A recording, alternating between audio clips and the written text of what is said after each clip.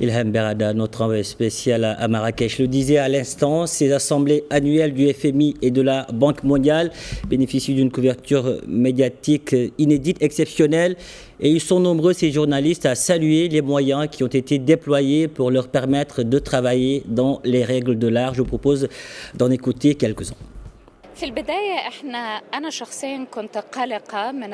Au début, j'ai été préoccupée par la situation au Maroc. J'avais des doutes sur le maintien des assemblées annuelles de la Banque mondiale et du FMI dans un pays frappé par un séisme dévastateur.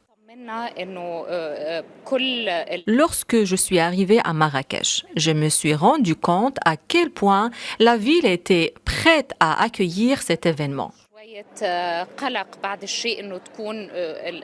Il m'est difficile de réaliser qu'un tel événement se tient dans un pays touché par un séisme il y a quelques semaines.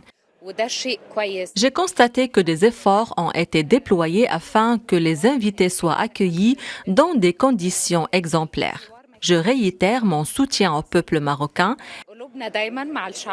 et j'admets que la reprise du tourisme témoigne de la résilience du Maroc. Tout d'abord, je suis très contente d'être au Maroc, particulièrement à Marrakech, après le tremblement de terre.